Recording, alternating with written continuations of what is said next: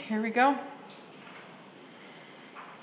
All right, so now your whole life you've been dealing with triangles just like on a piece of paper. They haven't been anywhere. This is the beginning of your unit circle activity for grade 12. So this is chapter 4 in grade 12. I just did the unit circle the other day with somebody. So it's really important that we apply our right angle trig knowledge, and now we're going to actually put it on a coordinate plane. Okay, you guys know how to graph, you know what a coordinate plane is, right? I know there's a circle here, and that's the unit circle from grade 12, but we're just going to look at it on a coordinate plane. So you guys know that this is quadrant 1. Do you know that? Yes? And this one is quadrant 2. And this one, anybody want to guess what this one is? Quadrant 3. And this one is quadrant 4. How do you feel about the Roman numerals? Just, in math, for some reason on the coordinate plane, we label them in Roman numerals. You are not wrong if you write 1, 2, 3, 4. You just need to know that's what they are. Okay, so keep that in mind. So before we start this, you need to know your sine, cos, and tan, which you do. You need to know how to do angles and degrees, which you do. You know how to find sides. Beautiful. You're able to use Pythagorean theorem to solve for an unknown side in a right triangle. Beautiful. You all know how to do that, right? Easy peasy. I just rushed through that, so y'all should be good. Okay, let's talk about it. All right, so when I look at this picture, what would you guys say if I were to ask you, here's the initial side or the initial arm of an angle, and you guys see the angle right there, right? You guys see that, right? Easy peasy. How would you tell somebody what the initial side is? What would be the definition? It's a starting point. It's the starting arm of the angle. Now there's something really specific in this. Standard position.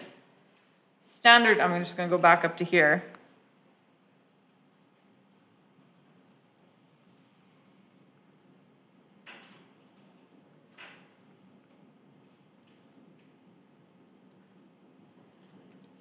Starts on the positive x-axis.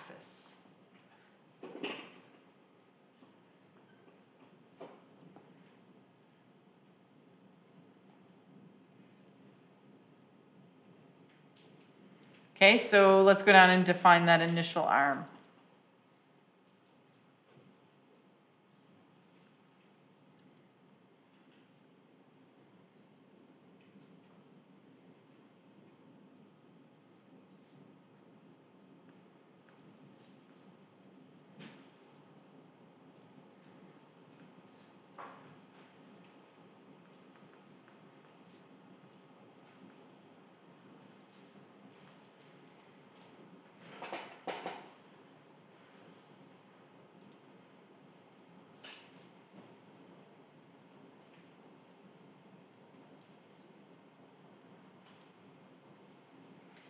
What's the terminal arm?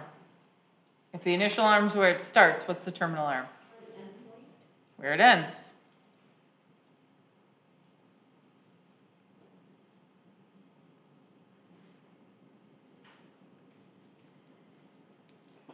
So these can be called terminal sides or terminal arms.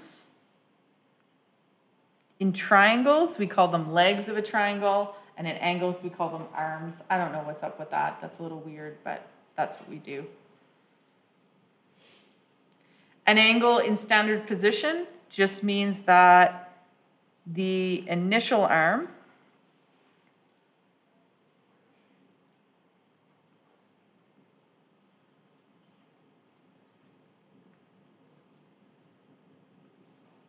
is on the positive x-axis,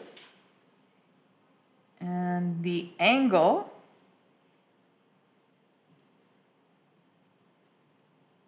is at the origin. Where's the origin? Ooh, you guys can't even read that. Where's the origin? Yeah, what's a coordinate point for the origin? 0, 0.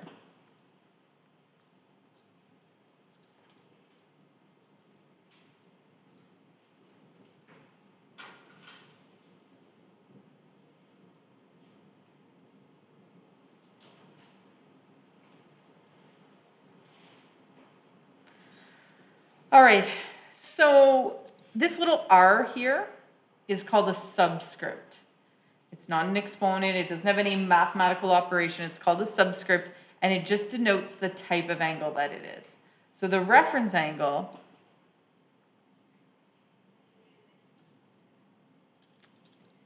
is, hang on, let me get rid of the word used, is an acute angle. What's an acute angle? Less than 90 degrees.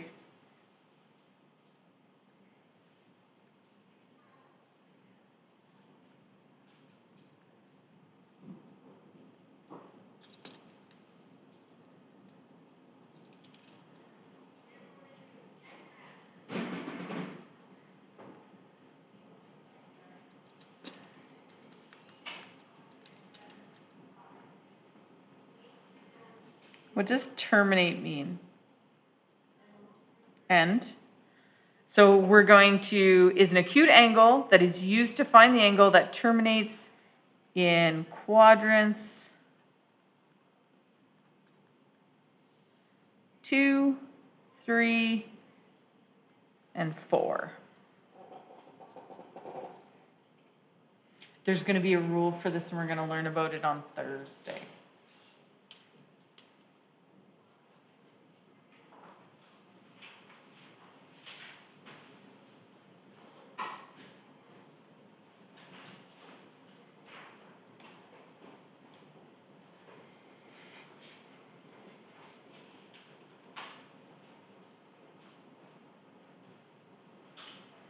Okay, that's all your definitions.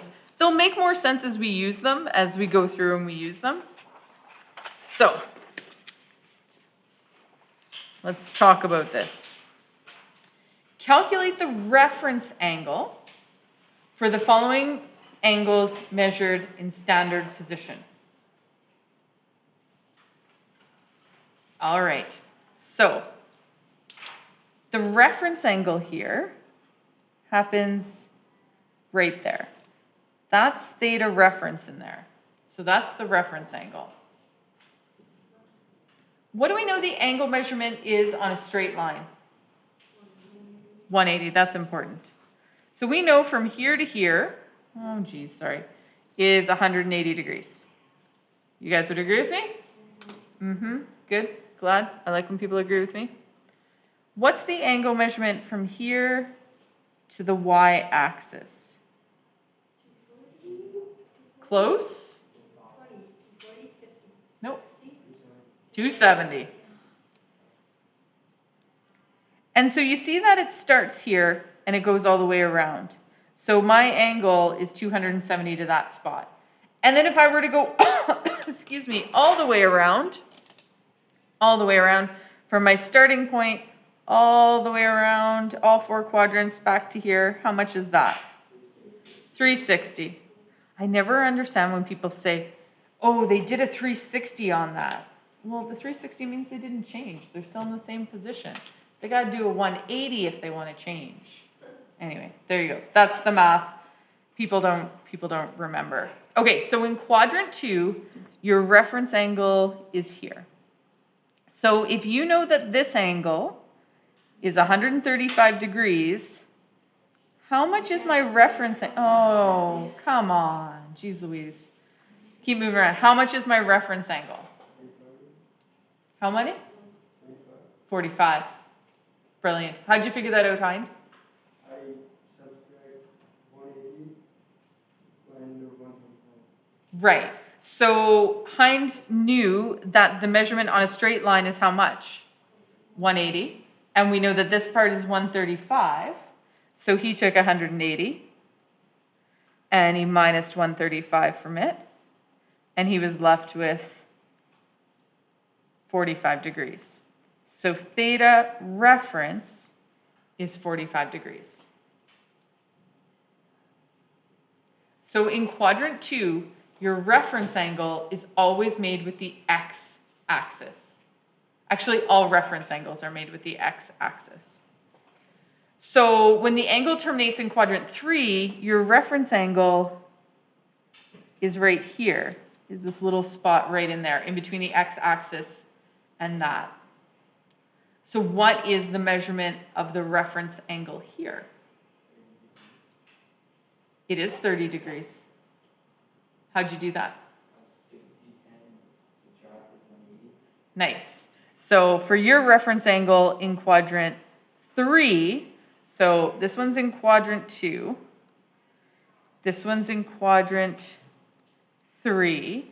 So you took 210 and you minused 180 because you knew that this part was 180 and you just need to figure out how much more you went over 180. And that left you with 30 degrees. How are the thetas going, ladies and gentlemen? Good? Bad? Are you using theta? You know, it's like the fancy brackets. They're hard when you first start doing them. Where does this angle terminate? What quadrant does this angle terminate in? Quadrant 4.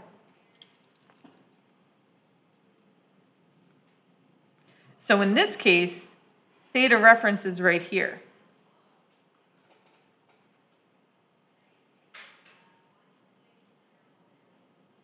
So what's my theta reference?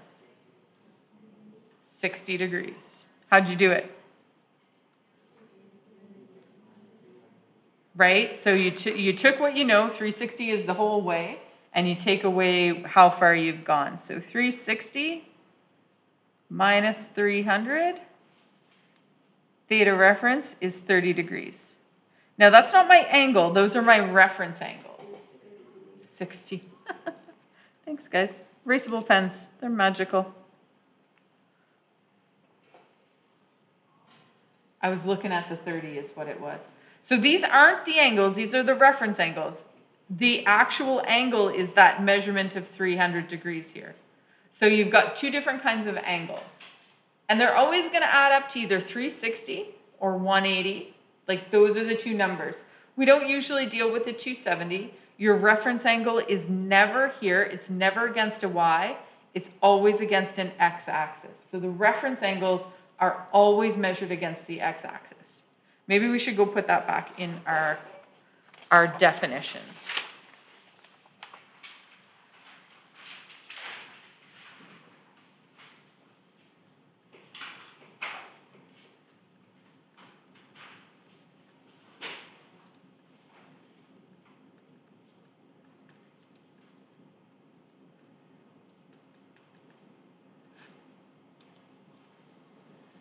I'm underlining it because it's important.